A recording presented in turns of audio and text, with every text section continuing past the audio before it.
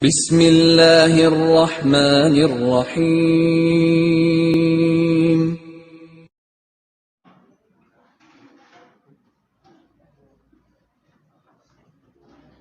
Bismillah, bagaimana hukum memboikot produk orang kafir yang menghina Nabi SAW?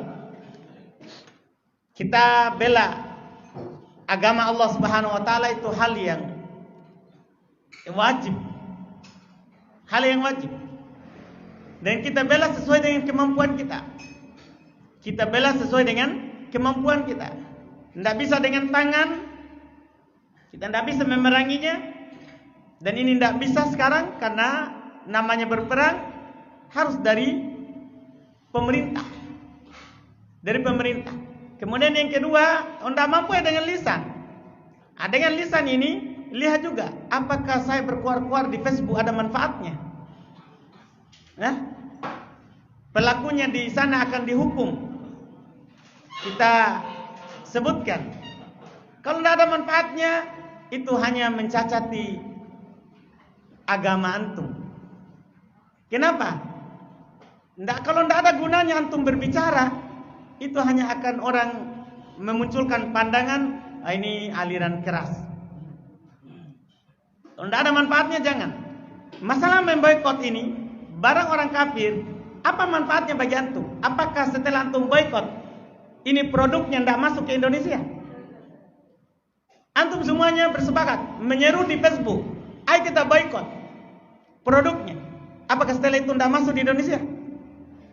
Itu saya pertanyakan. Atau boikot ini tidak masuk barangnya, atau tetap masuk? Tidak masuk atau tetap masuk? Tetap masuk. Kenapa bisa? Ini masalah negara, Pak. Ya, memboikot itu bukan tugas antum, tugasnya negara. Iya, tugasnya siapa? Negara. Iya, antum mau sampai mati begitu, tetap. Makanya tidak perlu hal yang seperti itu antum lakukan. Tolaklah kemungkaran itu sesuai dengan apa? Kemampuan, dan memang ada maslahatnya. Berpengaruh. Iya, hal tersebut. Kalau tidak ada pengaruhnya, percuma. Kita buang-buang data, buang-buang emosi. Belum lagi kalau antum bikin status, banyak yang komen di bawah. Berbuat pada hal yang tidak ada manfaatnya. Sebaiknya seorang mukmin itu diam saja. Agama Allah Subhanahu Wa Taala akan dibela. Pasti. Itu pasti itu. Kalau bukan dengan antum, tidak mampu, masih banyak orang lain. Dan Allah Subhanahu Wa Taala sendiri pasti akan membinasakan orang seperti itu. Maka berdoalah kepada Allah. Belum pernah ada cerita orang yang menghina Nabi SAW hidup mulia. Tidak ada cerita orang yang menghina Nabi SAW hidup mulia. Menolak satu hadis saja dari hadis Nabi itu kehinaan. Banyak kisah yang disebutkan oleh para ulama terkait dengan kehinaan orang yang menyelisihi Nabi SAW. Apakah di zaman Nabi atau setelah Nabi? Atau setelah Nabi SAW? Sangat banyak. Kita misalnya sebutkan, di zaman Nabi ada satu kejadian. Di zaman Nabi orang menyelisih sunnah dari sunnah Nabi SAW, dihinakan, dibinasakan. Seorang datang Nabi SAW makan bersama dengannya, dia makan dengan tangan kirinya. Nabi bilang, kul biyamini, makan dengan tangan kananmu. Dia bilang, saya tidak mampu, sudah biasa dengan tangan kiri. Tidak mampu. Kata Nabi SAW, dia tidak mampu. Setelah itu disebutkan oleh para sahabat, orang itu tidak pernah mengangkat tangan kirinya. Orang itu tidak pernah mengangkat apa? Tidak pernah mengangkat tangannya. Karena dia bilang apa? Tidak mampu. Menolak hadits Nabi. menolak sunnah. Demikian pula kejadian yang kedua, masih di masa Nabi sallallahu alaihi wasallam.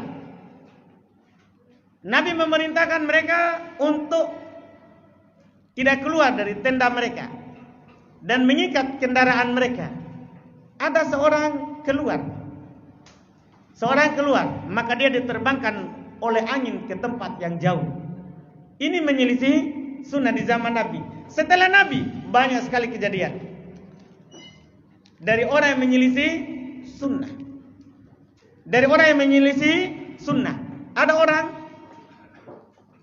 ketika disampaikan hadits Nabi SAW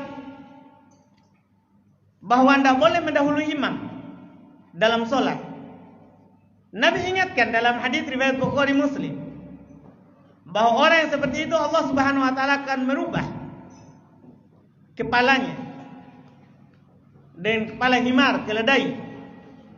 Iya. Jadi dia mendahulunya. Kepalanya Allah ubah. Karena mendahului hadis, menyelisih hadis Nabi. Ada juga orang pernah kejadian, ada penceramah di masjid disebutkan oleh para ulama dan dijadikan bahan khutbah di masanya. Pernah ada seorang berceramah di masjid, sunnahnya bersiwak. Sunnahnya untuk bersiwak, membersihkan mulut, apakah dengan kayu siwak ataupun dengan selainnya. Dia bilang, saya tidak akan bersiwak kecuali di pantatku. Jadi dia masukkan kayu siwak di pantatnya. Orang ini laki-laki tapi hamil selama 9 bulan. Hamil. Dia lahirkan binatang yang badannya badan seperti ikan, kepalanya seperti kelinci. Ada giginya, dia lahirkan. Setelah itu lahir, anak perempuannya langsung membunuhnya. Itu hewannya. Bapaknya juga mati. Ternyata usus-ususnya sudah hancur dimakan oleh binatang itu. Ini karena menyelisih sunnah. Allah akan membela agamanya. Tidak perlu kita hal yang seperti itu. Itu di luar daripada kemampuan kita. Bukan urusan kita, itu urusan negara. Karena bahaya kalau ini diikuti. Sebentar kalau negara tidak boikot, dia akan pergi turun ke jalan demo pemerintah. Jadi ada hal nanti. Ini kan antum dibakar dulu emosinya, kecemburuannya terhadap apa? Agama oleh orang-orang pergerakan. Jangan tertipu dengan orang-orang pergerakan. Jangan tertipu. Iya, ini hanya ada yang mereka inginkan. Setelah itu kalau pemerintah tidak bertindak, ayo kita turun ke jalan. Kalau tidak, ini tidak selesai masalah. Melanggar syariat. Ingat, melanggar sedikit itu akan membawa ke pelanggaran yang besar. Jadi kita tutup yang sedikit ini, itu lebih selamat untuk agama kita dan untuk dunia kita. Ya, untuk agama kita dan untuk dunia kita. Ini yang bisa kami katakan, wallahu a'lam.